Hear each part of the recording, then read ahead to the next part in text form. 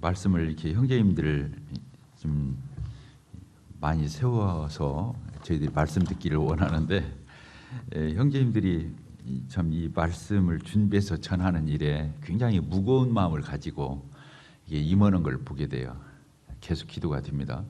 그러나 이 강단을 쉽게 생각하는 것보다는 하나님 말씀을 전하는 이 강단을 두려워하고, 그 두려운다는 말은 다른 의미가 아니라 경유하는 마음이죠. 하나님 앞에 무거운 마음을 가지고 책임감을 가지고 이렇게 말씀을 대언하고자 하는 그 태도가 너무 귀하지요.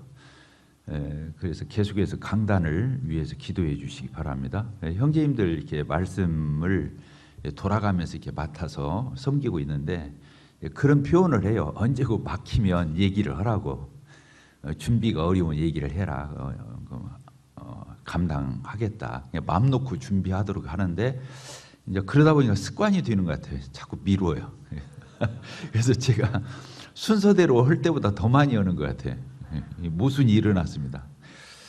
어쨌든 이런 부분을 위해서 저희들이 많은 그 메신저들이 나타나서 주님의 말씀을 같이 동역하고, 음식도 그렇잖아요. 다양한 그 셰프, 요새 셰프가 최고 인기잖아요. 이 말씀을 잘 요리해서 우리 성도들에게 풍성한 윤기 있는 이런 음식, 영적인 양식을 이렇게 제공하는 저희 교회가 되기를 바랍니다. 시편 1편을 읽겠습니다. 시편 1편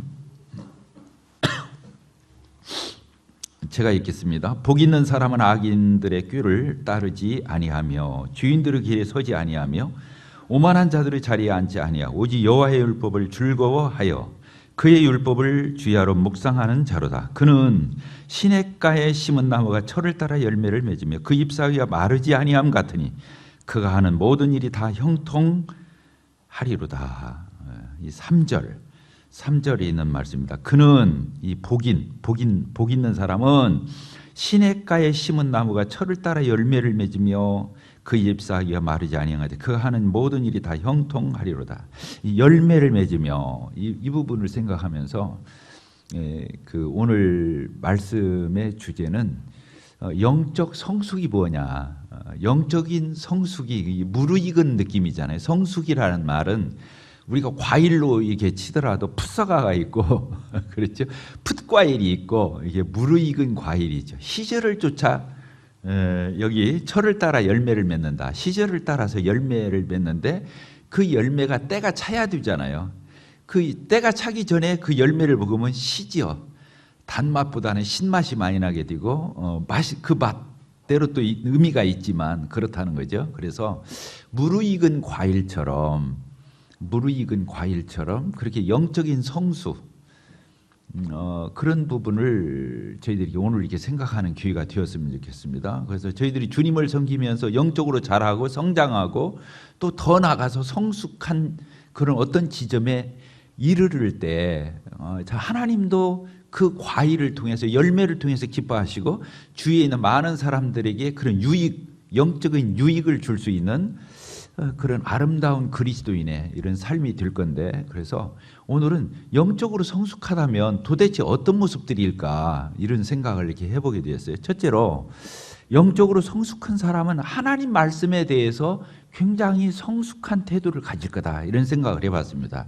뭐라고요?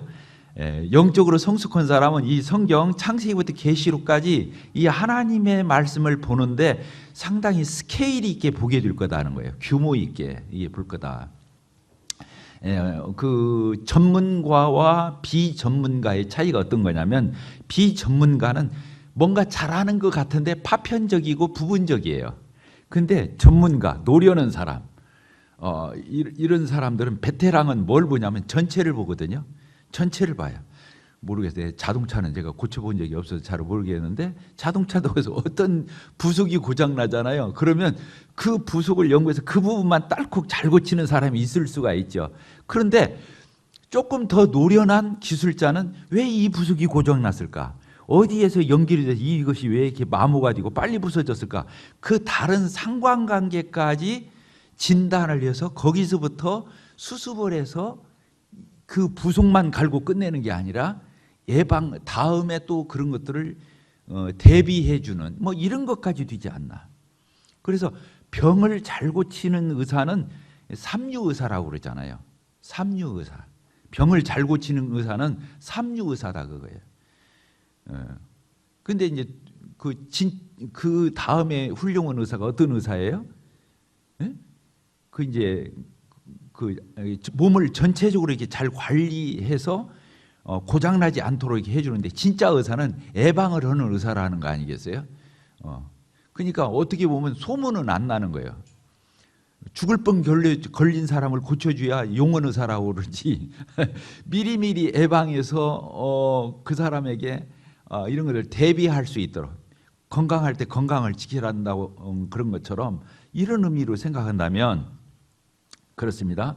하나님 말씀을 보는 데 있어서도, 이 성경을 보는 데 있어서도 이 전체적으로 아우러서 볼 수 있는 그런 시야, 이게 굉장히 중요하죠.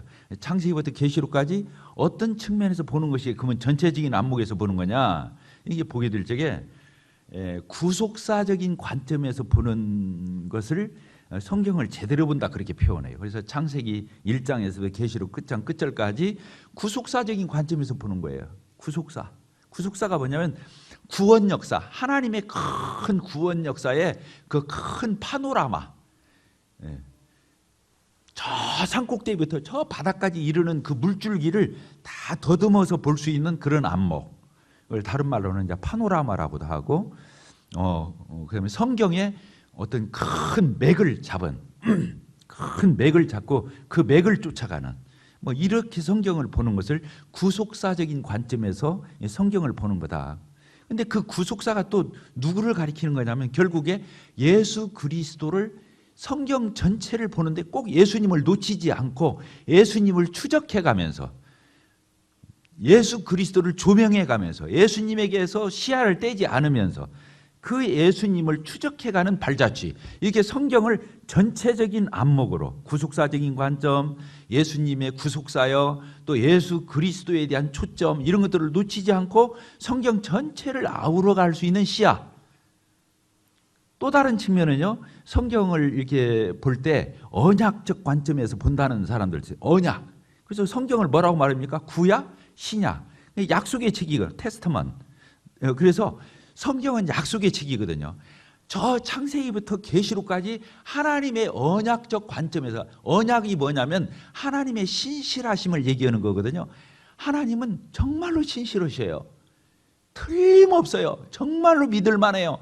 그렇게 하나님 약속은 아무나 하는 게 아니에요. 그래서 성경에서 하나님의 모든 약속이 뭐 한 3,000가지 된다나요? 근데 이 약속을 하나님은 한 가지도 어김없이 다 지키시는 분이라는 거예요. 한 가지도 어김없이. 약속하면 성취가 따르는 거죠. 그럼 약속을 한 사람 반드시 지켜야 되는 거잖아요. 그런 것처럼 성경은 약속의 책이다. 그래서 언약적 관점에서 성경 전체를 다뤄가는 이런 안목이 성경을 보는 데에서 굉장히 중요하다, 이런 표현들을 쓰고 있습니다. 그래서 우리가 하나님을 뭐라고 표현하냐면 God, 영어로 God라고 그러는데, 하나님을 나타내는 단어가 보통 엘로힘 하나님이죠. 엘로힘, 그 전지전능하신 하나님, 모든 믿지 않는 자들까지도 다 포함한 우주적 의미의 전지전능하신 그런 하나님의 능력적 관점에서 포괄적으로 엘로힘이라고는 단어를 써요. 그런데 하나님은 엘로힘만 부르는 게 아니라 여호와라는 단어를 써요. 여호와. 그래서 엘로힘 하나님하고 여호와 하나님은 똑같은 하나님이신데도 성격이 달라요. 엘로힘 하나님은 모든 인간을 다 아우러서 표현할 적에 엘로힘 하나님이고, 특별히 자기 백성과 자기 자녀와 특별한 관계를 맺고 언약적 관점에서 신실하신 그 약속의 관점에서 접근하는 하나님을 부를 적에는 엘로힘을 쓰지 않아요. 여호와 하나님을 쓰지. 여호와 하나님을 써요. 그래서 성경 전체를 무슨 관점에서 본다고요? 언약적 관점. 그 뭐 저기 언약주의도 있고 막 그러는 거예요, 이게. 또 이제 다른 관점에서 보면 성경 전체를 하나님의 나라의 관점에서 보는 거예요. 큰 하나님의 나라의 관점에서 보는 거예요. 성경을 어떤 관점에서 본다고요? 하나님의 나라의 관점. 왜 그러냐면 하나님의 이 성경 전체, 이 인류 역사의 모든 것들은 결국에 하나님의 경륜을 성취하는 건데, 그 경륜의 주제가 뭐냐? 하나님의 나라라고 하는 거예요. 나라라고 하는 개념은 어떤 영토적 개념만 있는 게 아니라 영토, 백성, 통치권 이런 것들을 포함해서 하나님의 나라적 개념으로 보통 이게 거기서 제일 중요한 것은 통치적 개념이죠. 주권적 개념이에요. 그래서 성경을 볼 때 이런 하나님의 나라적 관점에서 본다고 하는. 그래서 사도행전 끝장끝절에서 바울 사도가 많은 사람을 그 셋집에서 감옥에서 사람들 만나서 말씀을 전할 적에 예수 그리스도에 관해서 전해주면서 하나님의 나라에 대해서 전파했다 이렇게 써 있어요. 그리고 세례 요한도 처음에 나와서 첫 마디가 뭐냐면 회개하라 천국이 가까이. 천국이 뭐예요? 하나님의 나라잖아요. 천국, 회개하라 천국이 가까이. 예수님도 첫 마디가 뭐였냐면 회개하라 천국이 가까이. 마태복음이나 이런 데 보게 되면 전부 비유가 뭐라고 하냐, 천국은 이와 같다. 천국. 그래서 하나님의 나라적 관점에서 보는 거거든요. 이 교회도 어떻게 보는 거예요? 작은 하나님의 나라예요. 교회 하나님의 나라로 보는 거예요. 결국에는 하나님은 하나님의 나라를 성취하고 그 나라를 하나님은 선물로 받는 거죠. 예수 그리스도가 다 이루었다 했을 적에 성령님이 또 오셔서 그 남은 사역을 다 성취하셨을 적에는 마지막에 뭐라고 되어 있습니까? 구약, 그 다음에 신약이 끝에가 뭡니까? 예수님이 공중 재림할 적에 교회가 휴거되고 이 땅에 신약 시대가 끝나지. 어떠면 신약이 끝나요. 복음 시대, 그 다음에 은혜 시대, 교회 시대가 끝나거든요. 끝나자마자 이 땅에 7년 환란이 있게 돼요. 공중 재림과 지상 재림 사이 이 7년 동안은 대환란의 시대가 있게 돼요. 그리고 예수님이 지상 재림을 하면서 이제 어떻게 됩니까? 천년 왕국이 이루어져요. 이 땅에서 천년을 예수님이 왕이 되셔서 통치하죠. 천년이 끝났어요. 그건 최종적인 그런 이 인류 역사가 마무리되면서 어떻게 됩니까? 그때 예수님이 이 하나님의 나라를 아버지 하나님께 바치는 걸로 끝나요. 이 성경 역사가 하나님의 완성된 하나님의 나라를 그 아들이 아버지 하나님께 이양하면서 끝나는 게 영원한 하나님의 나라가 되는 거거든요. 그러니까 결국에 성경의 전체의 역사를 볼 적에도 이런 안목에서 본다고 하는 거죠. 그래서 우리가 믿음이 성숙하다, 영적으로 성숙하다, 이것은 하나님의 말씀을 보는 안목과 이런 시야와 이런 넓이와 이런 그 스케일을 갖는 이런 것들이 굉장히 중요하다, 이런 생각을 하게 됩니다. 영적으로 성숙. 두 번째, 영적으로 성숙하다는 것이 뭘까 생각하면 지금 구원받은 그리스도인들이 성숙한 건 다른 거 아니에요. 성령님이 인도하는 대로 따라가는 사람을 얘기하는 거예요. 성령을 따라 행하라.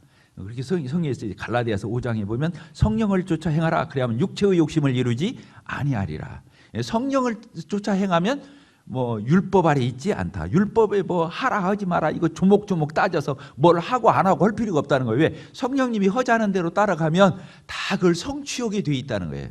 성령님의 인도함 따라서 물 흐르듯 주의 영이 계신 곳에는 뭐라고 하죠? 자유함이 있는. 율법 아래서 뭘 하고 안 하고 하면 골치 아파요. OX를 지하니까 둘 중에 하나 잘 맞아야 50점이요. 아니 100점 맞을 수도 있겠구나. 어쨌든 그런 건데 성령님의 인도함을 쫓아서 하는 것은 전인격적 개념이에요. 내 안에 계신 성령님이 이렇게 하자. 예, 저렇게 하면 어떨까? 내 생각에 이미 마음을 먹었잖아요. 그래도 저렇게 하면 어떻겠어? 예, 그렇게 하시죠. 성령님이 이렇게 인도하는 것 같다가 성령님이 이렇게 바꿔 방향을. 그럼 왜 그러세요? 지난번에 저렇게 하시더니 왜 이번에는 이렇게 하셔요? 그렇게 따지는 게 아니에요. 지난번에 그렇게 하고자 했어도 어떻게 합니까? 성령님이 이렇게 하자면 또 다 오지가 알아서 성령님이 이렇게 하자고 할 거예요. 그러니까 또 그렇게 하자고 그러는 거예요. 구약에서 그렇잖아요. 이스라엘 백성들이 광야 여장을 발 적에 어떻게 했습니까? 구름 기둥, 불 기둥이 인도했잖아요. 그때 그 구름 기둥이, 불 기둥이 머무르면 어떻게 합니까? 그 자리에 텐트를 치는 거예요. 하루 있다가 구름이 뜨는 거예요. 그럼 빨리 또 텐트 걷어서 그 200~300만 명의 이스라엘 백성들이 그 뒤를 또 쫓아가는 거예요. 언약궤를 쫓아서 그 성막을 걷어가지고 텐트 걷어서 다 따라가는 거 아니에요. 하나님도 텐트, 성막에 거고 인간들도 텐트에 거으니까 그 텐트 걷어서 그 여정을 떠나는 거예요. 아이고 힘들어요. 왜 금방 자리 잡고 금방 텐트 끈 묶어가지고 다 텐트 말뚝 박아서 텐트 쳤는데 왜 하루도 안 지나서 떠나자고 오십니까? 이렇게 오면 안 돼요. 떠나자고 하면 떠나야 되는 거예요. 근데 어떤 데 가서는 텐트를 치워놓고는 구름 기둥, 불 기둥이 머무르니까 거기서 몇 년을 유월 때가 있죠. 그냥 한 자리에서. 그럼 그때는 또 몇 년을 같이 있는 거예요. 그 자리에. 그와 같은 거죠. 하나님 왜 이렇게 이랬다 저랬다 하세요? 그게 아니라 하나님의 주권적인 뜻에 머물자면 머물고 가자고 하면 가고 이런 거죠. 그래서 구원받은 그리스도인의 삶이 어떻게 사는 거라고요? 성령을 쫓아 사는 거예요. 따라합시다. 성령을 따라 행하라. 성령을 따라 해요. 성령님은 우리의 가이드예요. 우리의 인도자죠. 보혜사가 되시는 거예요. 그래서 그 성령님의 음성에 잘 귀 기울여서 그 성령님이 인도하는 대로 물이 흐르는 대로 그 성령을 쫓아서 살면 하나님이 기뻐하시는 삶이 되는 거죠. 그래서 성령을 쫓아 사는 삶, 그래서 성령의 열매가 맺히겠죠. 성령을 쫓아서 살면 성령의 9가지 열매가 이 품성적이고 인격적 열매가 성령을 따라 사는 사람에게 맺혀지겠죠. 이런 것들을 이제 우리가 묵상하게 돼요. 성령을 쫓아가 참 성숙한 태도죠. 도식적이고 공식적이고 OX치고 시시비비해서 하나님을 따라가는 게 아니라 정말로 유연하게 그러면서도 하나님이 하자는 대로 하는 지주장대로 하지 않는 고집 피우지 않는 이런 태도들을 가리켜서 성령을 쫓아 행한다 이런 표현들을 쓸 수 있겠습니다. 자, 또 영적으로 성숙한 사람은 어떤 태도가 있을 것인가 이렇게 봤어요. 뭐 다른 거겠어요. 주님 닮은 것이 영적으로 성숙한 거잖아요. 따라서 하십시다. 주님을 닮는 삶. 주님을 닮는 게 성숙한 거잖아요. 주님을 닮는 거. 주님을 닮는다는 말이 막연하죠. 그러나 조금 구체적으로 좀 표현을 한다면 이타적인 삶. 따라서 하십시다. 이타적인 삶. 그러면 그 반대는 뭐예요? 그 반대는 이기적인 삶이 되겠지. 이기적. 자기만 아는, 자기중심적인. 그래서 사실은 구원 전을 한마디로 표현하면 제멋대로 사는 거예요. 그래서 지난번 이사야서 53장에서도 양이 어떻게 했어요? 각기 제 길로 가끈을. 저고 싶은 대로, 지 생각대로, 지 스타일대로, 자기 좋은 대로 사는 것을 양이 각기 제 길로 갔다 그렇게 표현한 거거든요. 그런데 구원받고 난 뒤에는 어떻게 사는 거예요? 그걸 꺾는 거예요. 꺾는 거예요. 신앙은 꺾은 것에서 시작하잖아요. 그걸 회개라고 그래요. 전에 살던 방식에서 돌이키는 거. 360도입니까? 돌이키는 삶을 가리켜서 이제 회개라고 표현하죠, 보통. 그래서 자기에게서 누구에게로 돌이키냐면 자기 자신의 주인에서 예수님이 나의 주인됨. 그래서 주인됨의 이양이죠. 내 생각대로, 내 주장대로, 내 고집대로, 내 이견대로, 내 경험대로 나가 구원받기 전에 똑똑하고 잘났던 그 자기 자아에서 벗어나서 그 예수 그리스도 참된 주인이신 그 예수님이 하자는 대로 살아가는 삶. 그게 회개고 그게 구원이거든요. 그럼 구원받은 이후에 성화는 뭐겠어요? 그런 사람을 지속적으로 트레이닝하면서 다듬어져 가는 삶이죠. 그래서 자기를 부인한 게 구원인데 계속 자기를 부인해 가는 삶이죠. 누구를 인정하는 삶입니까? 나는 부인하고 주님은 인정하고 주님을 고백하고 주님을 따르고 이렇게 하는 삶을 가리켜서 구원이라고 그러잖아요. 이게 성숙한 거죠. 이게 성숙한 거죠. 그래서 때로는 내 생각이 아무리 맞아도 아무리 틀림없어도 하늘이 두 쪽 나도 내 생각이 맞고 내 판단이 맞고 내 분별이 맞아도 하나님이 이런 거야 하면은 그냥 그 자리에서 탁 어떻게 하는 겁니까? 맞습니다. 주님 뜻이 맞지요. 저는 인간입니다. 저는 이 땅에 있어요. 하나님은 하늘에 계시잖아요. 하나님은 온전하시잖아요. 저는 부분적이잖아요. 저는 파편적이잖아요. 하나님 뜻이 맞지요. 이렇게 말할 수 있는 거. 이게 신앙이라고 하는 거예요. 이게 성숙한 태도라고 하는 거예요. 그래서 이타적이다. 이타적. 그래서 주님을 더 많이 닮은 삶은 뭐냐면 자기 중심에서 자기만 좋으면 되고 자기만 채워지면 되고 나만 기쁘면 되고 나만 속 시원하면 되고 나만 채워지면 되고 이런 게 아니라 다른 사람을 즐겁게 하면서 내게 기쁨을 더 차원 높은 기쁨을 누리는 이게 주님 닮은 삶이죠. 이타적인 삶. 그래서 섬김의 삶이라고 표현하면 좋겠네요. 섬김의 삶. 구원받기 전에는 미성숙했을 적에는 나만 섬기기를 바라는 거거든요. 나 좋게 하기를 바라는 거거든요. 근데 이제는 그게 아니라 주님 섬길 때 그리고 다른 성도 섬길 때, 주님이 사랑하는 자녀들 섬길 때, 영혼들 섬길 때, 그때 진정한 기쁨과 만족과 보람이 있게 되는 거죠. 이것을 가리켜서 이타적인 삶이다 이렇게 표현하는 거예요. 이타적인 삶.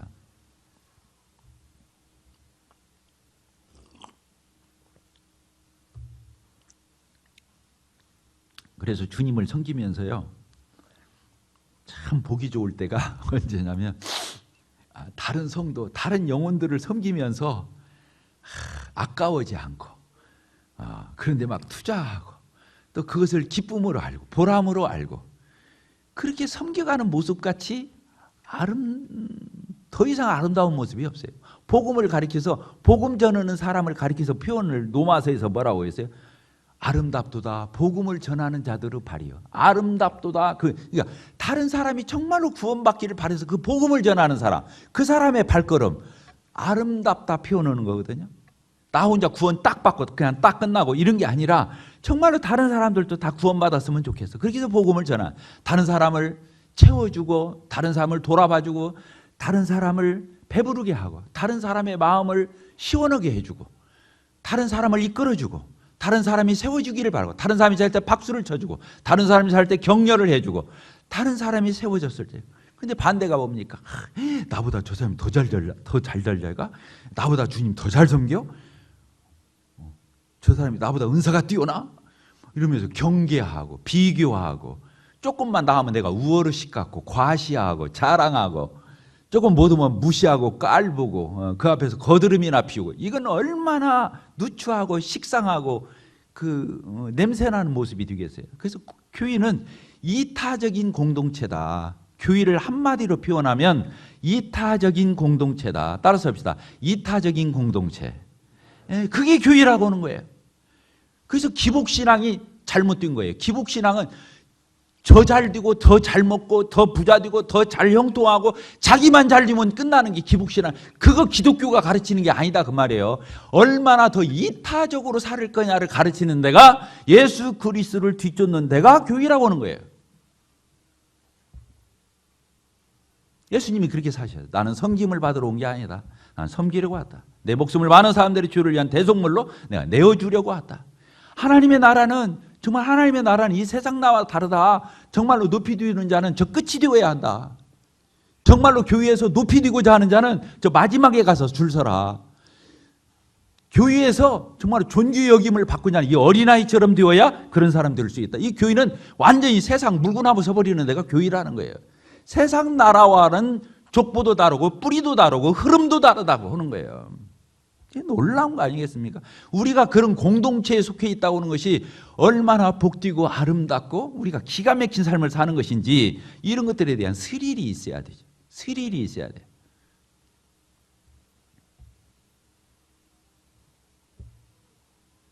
그렇게 살면 주님이 기뻐하시고 주님이 축복하시겠죠.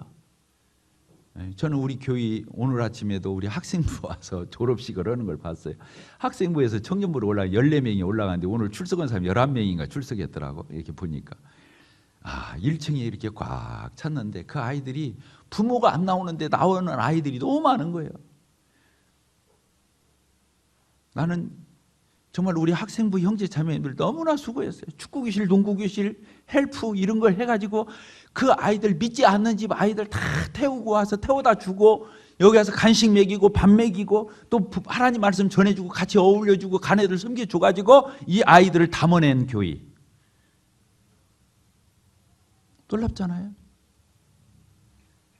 주일학교 판사들 학기마다 가서 애들 끝나고 나오는 대로 선물 주고 애들 졸업식 쫓아가고 또 아이들 데려와서 저 슈퍼 데려와서 간식 먹이고 자기 집 초청해서 같이 자기도 하고 그 아이들 가정이 파괴된 아이들이 얼마나 많은데 요새 할머니하고 사는 아이들, 아빠하고만 사는 아이들, 엄마하고만 사는 아이들, 엄마 아빠가 없는 아이들이 얼마나 수석이.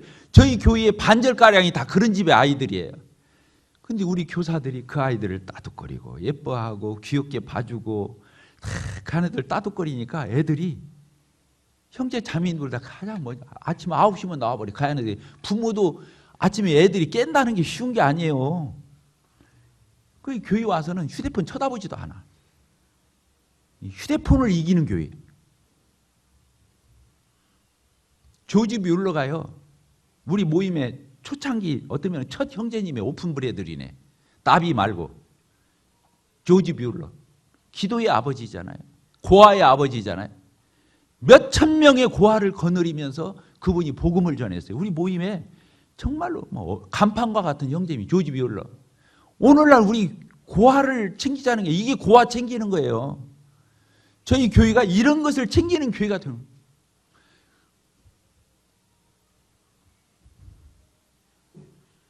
저는 하나님께서 우리 교회에 이런 영혼들을 무수히 보내주셔서 이 어린아이들 담아내고 학생들 담아내고 중고등학교 학생들, 청소년들, 청년들 담아낼 수 있는 그런 교회가 되었으면 좋겠어요.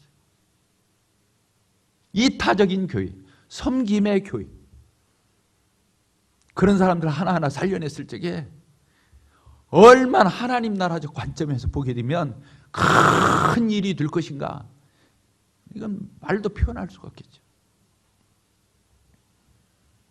저는 우리 교회가 20주년이 되었습니다. 우리 교회가 오늘도 이 주제를 제가 믿음의 성수, 영적 성수, 이게 뭘까 생각했냐면 왜 20주년이니까 생각을 한 거예요. 이제 20살 먹었는데 나 개인으로나 우리 교회 형제자매들 각각이 개인적으로나 우리 교회 공동체적으로 한꺼풀 벗어야 한다는 거야. 나만 생각하는 이 유치한 신앙에서 벗어나서 이제는 정말로 한꺼풀씩 벗고 정말로 다른 영혼들을 돌아보고 다른 영혼들을 섬기고 다른 영혼들이 정말로 잘 되기를 바라는 이런 정말로 비교하고 의식하고 내가 다른 사람보다 조금 더 나으려고 하고 조금 높아지려고 하고 그런 유치한 게임은 끝내고 이제는 다 하나님 나라의 동역자들로, 동반자들로, 파트너로 이런 걸 가지고 우리 교회가 달려나가야 된다. 근데 이런 데서부터 실현이 안 되면 안 되는 거죠.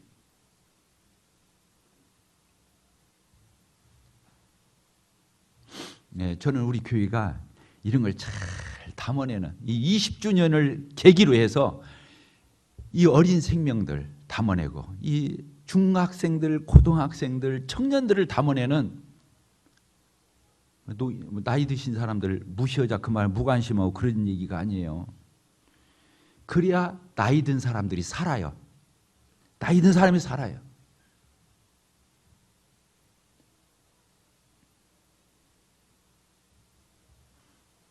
지금 우리 교회 예배당 아무도 안 살아요. 여러분 잘 알잖아요.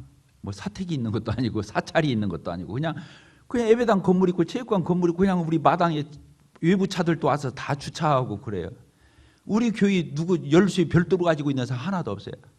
다 키 복사하고 다 나눠줘서 학생들까지 언제라도 예배당에 와서 공부를 하려면 공부를 하고 악기를 하려면 악기를 하고 기타 치려면 기타 치고 피아노 치려면 피아노 치고 여기 와서 공부할 사람은 공부하고 여기 와서 농구할 사람은 농구하고 여기 와서 하고 싶은 대로 다 키 하나씩 줬어요. 지금까지 사고 한 번 없었어요. 체육관? 하나님은 놀라우시. 어떻게 체육관을 생각했는지 모르겠어. 하나님이 생각해 준 거죠. 우리한테. 체육관이죠. 우리는 그때 교육관을 질 건지 강당을 질 건지 체육관을 여러 말들이 있었어요. 근데 그때 하나님께서 체육관을, 그래서 오늘날 이 청소년들 어린아이들을 담아낼 수 있는 이미 본전 빼고도 남았어요. 수도 없는 아이들이 구원을 받았어요. 지금도 즐기고 있어요. 다음 사업이 무엇일지 나는 궁금해요. 우리 교회가 다음은 주님이 우리 교회에 뭘 보여주실지, 뭘로 이 청소년들을 담아낼지. 우리 앞선 세대가 해야 할 일이 뭡니까? 차세대를 배려하는 거예요. 차세대를 준비해 주는 거예요. 세례 요한이 와서 예수님의 길을 평탄케 하고 그 길을 열어놨던 것처럼, 그래서 예수님이 등극하실 수 있었던 것처럼 우리 차세대의 이런 아이들을, 이런 청소년들을, 이런 청년들을 담아낼 수 있는 이런 앞길을 열어주는,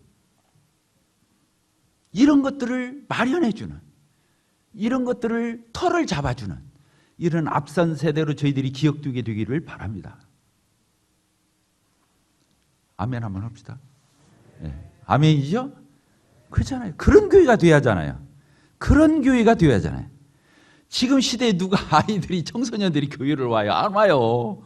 다 어딘가에 빠져 있어요. 참 너무나 가슴 아픈 일이죠.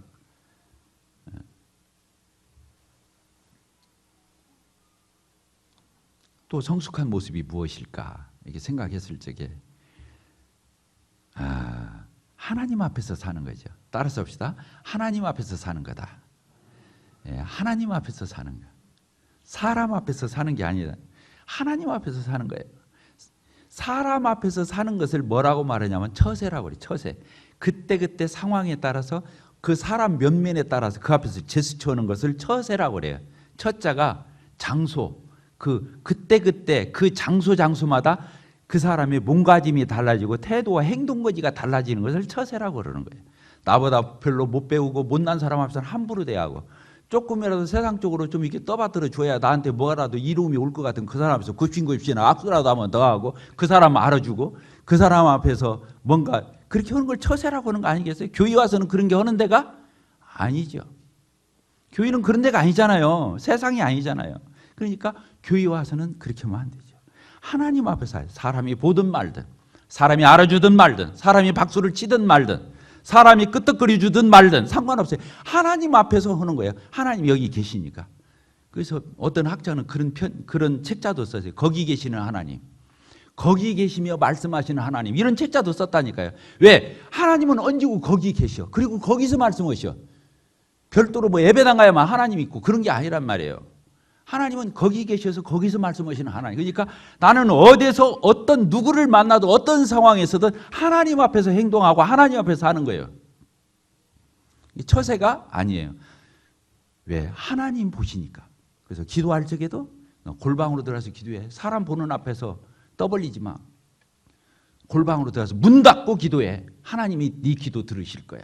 이렇게 써 있는 거야. 구제할 때 편해지 마. 금식할 때 얼굴 험상궂게 하지 마. 사람들한테 그런 인정이나 받고 표나내고 그러려고 하지 마. 하나님 앞에서 해. 이런 거잖아요.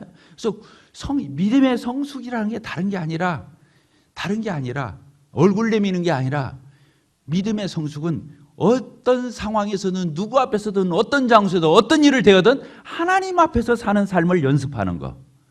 이게 진실한 거죠. 그렇죠? 그걸 말 안 바꾸는 게 진실하다기보다는 이런 것들이 더 진실한 것들 아니겠어요? 진실한 삶, 하나님 앞에서 사는 삶.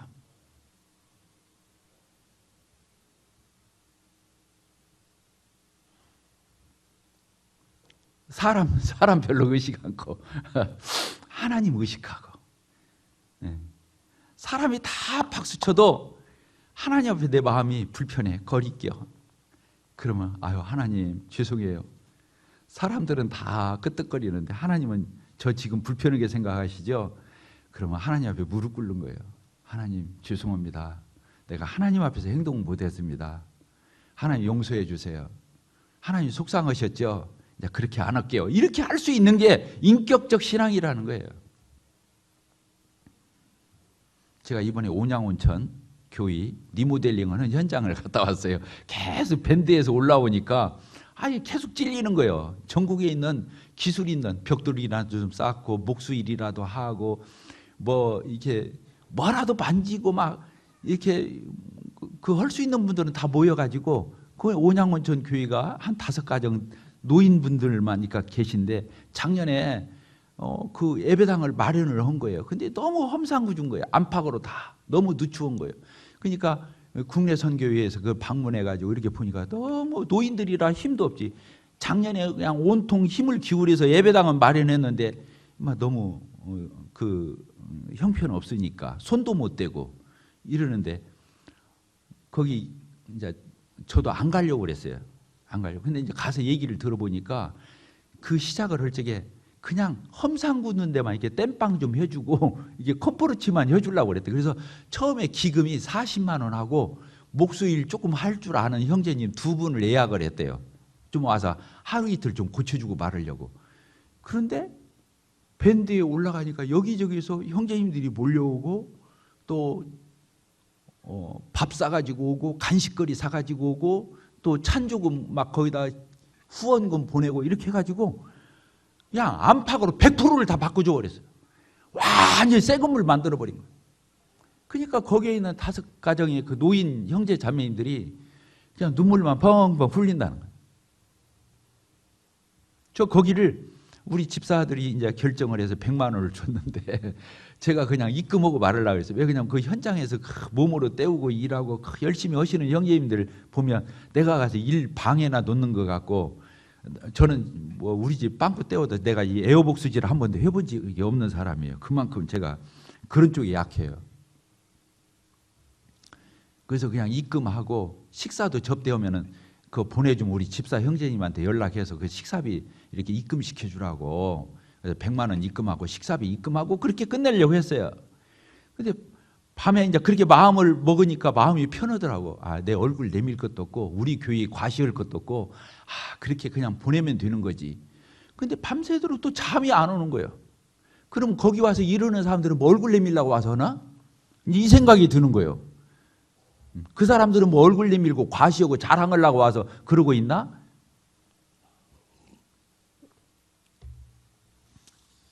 그래서 잠을 설치면서 하나님 앞에 무릎을 꿇었어요. 그렇구나. 이름을 안 내고 얼굴 안 내밀고 그냥 돈 보내는 것보다, 입금하게 하는 것보다 내가 진짜 기도한 마음으로, 겸손한 마음으로, 참 그 모임을 사랑하는 마음으로, 그 와서 이러시는 형제 자매님들을 내가 정말 존경하는 마음으로 내가 가서 이걸 전달하고 격려하고 와야지, 안 가는 게 능사가 아니구나, 이런 생각이 이제 주님이 또 주시는 거예요. 이제 마음이 막 변덕을 부리는 거야. 그래서 갔어요. 진짜 겸손으로 허리를 동이라고 해서 그날따라 막 허리를 졸리고 막 졸라매고 거기다 이를 악물고, 내가 조금이라도 거기 가서 얼굴 내밀고 뭐 우리 교회 과시나 하고 자랑이나 하고 무슨 처세나 하고 내가 이런 거 아니하겠다. 정말로 거기 가서 박수 쳐주고 형제님들 위로해주고 격려해주고 그렇게 지원해주고 그럴 적에, 그러니까 내 마음이 저체 하나님 앞에서 그렇게 마음이 펴는 거야. 내 마음에 그런 게 없으니까. 그리고 거기 있는 형제 자매들도 그렇게 좋아라 하는 거예요. 격려를 입고 힘을 얻고 이렇게 오니까 힘이 든다고 그러고. 이해가 되시죠? 뭘로 하고 안 하고의 문제가 아니라 마음 태도의 문제더라고요. 주님이 이번에 저한테 큰 교훈을 주셨어요. 그렇구나. 내가 겸손해야겠구나. 내가 진실해야겠구나. 내가 하나님의 영광을 돌려야겠구나. 주님이 드러나시는 그런 마음 태도로 내가 어디를 가더라도 그렇게 하는 게 중요한 거지, 뭘 하고 안 하고의 이런 문제가 아니었구나. 사람 앞에서 하는 게 아니라 하나님 앞에서 하는 연습. 하나님 앞에서 하는.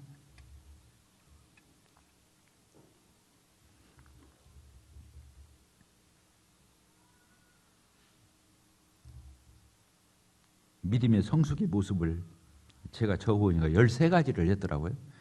지금 몇 가지 했어요? 4가지였어요. 한 가지만 더 하고 마치겠습니다.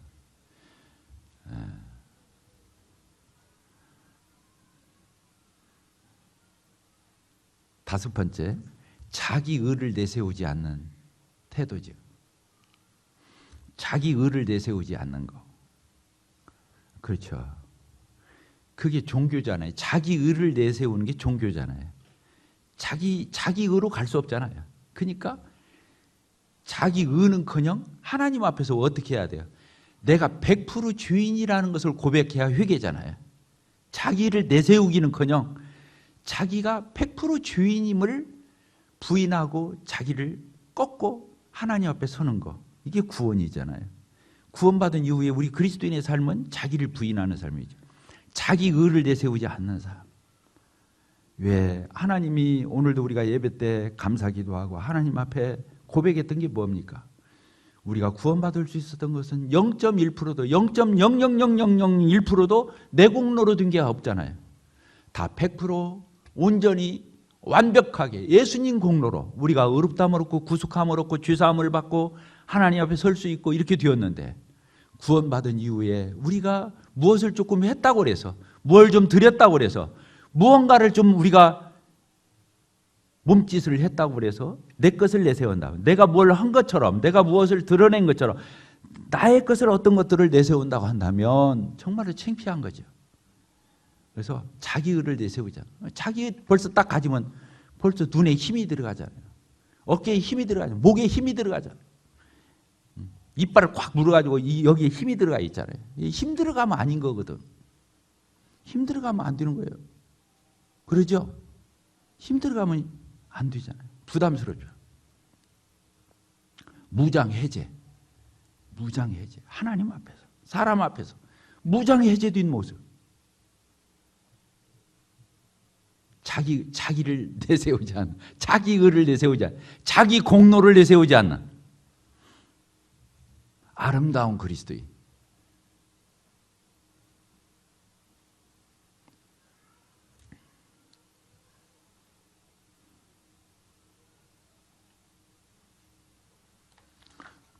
제가 예배당에 이렇게 있잖아요. 코로나 또 추운 겨울이잖아요. 올겨울이 눈도 많이 오고 추웠잖아요. 가끔 이렇게 예배당에 수시로 드나들죠.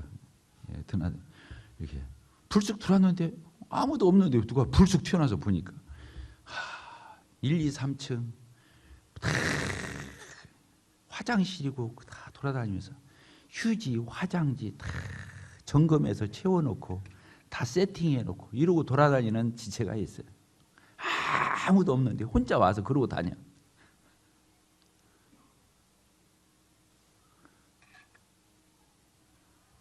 주일날 지금 우리도 오늘은 날씨가 좀 풀렸잖아요.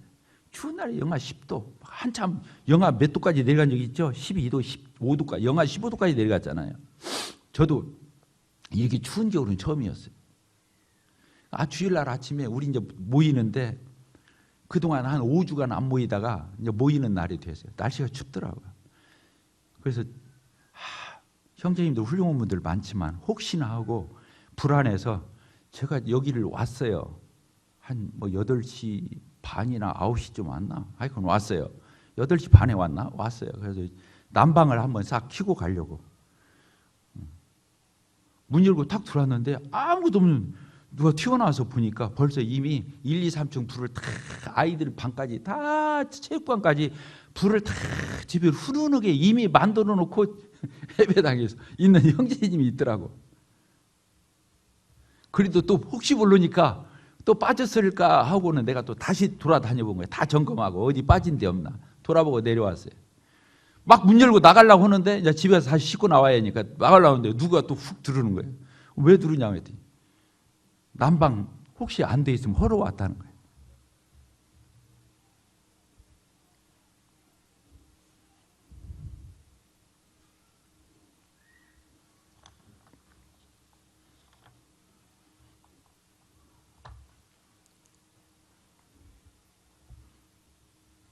교회가 그런 거 아니겠어요?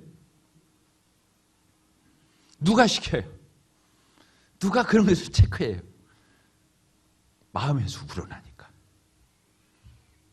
형제 자매들, 어린아이들 안 춥게 하려고 아침에 일찍 나와가지고 그 난방을 다 하려고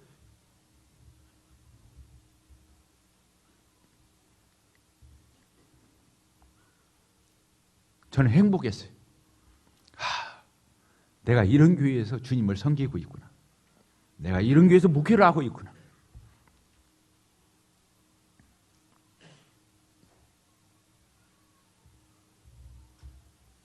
아까 신앙의 첫 번째 제가 다룰 제 그런 이기적이지 않은, 자기만 하는, 자기 생각만 하는, 내 가정만 하는.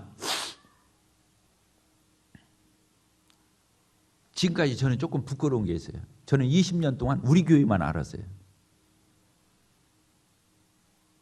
우리 교회만 든든하게 세우고 싶었어요. 저는 우리 아버지가 밖에 나가서는 막 사람들한테 술 사주고 같이 노름하고 막 어울리면서 가정에는 너무 무책임한, 내가 그런 컴플렉스가 있어가지고 나는 가정이 됐든 교회가 됐든 나는 내일부터 분명히 챙기고 나는 다른 일을 할 거야. 이것이 그냥 세뇌가 됐어요.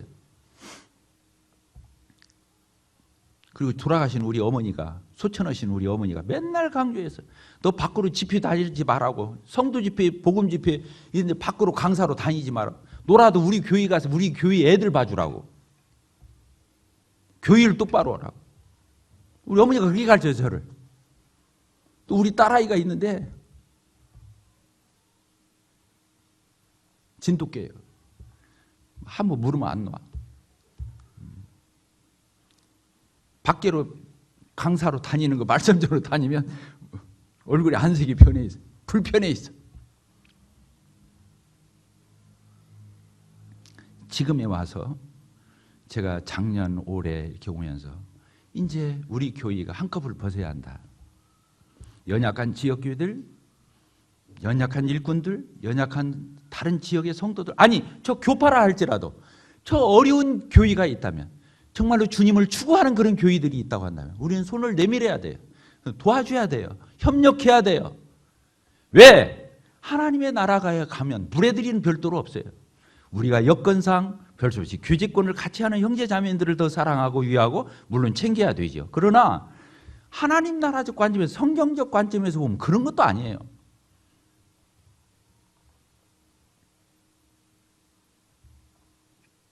저는 주님이 우리 교회를 20주년을 통과하면서 저 개인으로부터나 우리 성도들 각각이나 우리 교회 공동체로나 이런 성숙한 모습으로 탈바꿈했으면 합니다.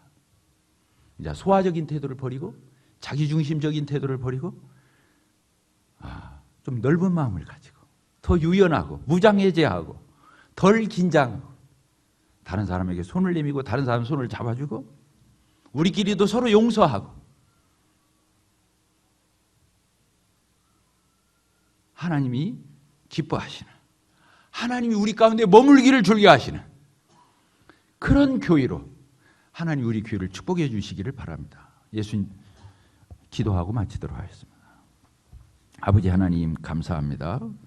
하나님께서 저희들에게 생명을 주시고 믿음을 주셨사옵니다. 저희들이 생명이 자라듯 믿음이 자라고 성장하고 성숙하기를 원하시는, 그래서 우리 주님의 분량에까지 이르기를 원하시는 무르익은 열매가 참 많은 즐거움을 주는 것처럼 유익을 끼치는 것처럼 저희 각각이 주님의 몸된 옹골송천교회가 그런 성숙한 모습을 통해서 하나님을 기쁘시게 하고 영광을 돌리고 저희들 가운데서 참으로 복되고 아름다운 그런 하나님의 가정의 공동체를 이룰 수 있도록 주님의 교회를 축복하시고 이끌어 주시기를 기도를 드립니다.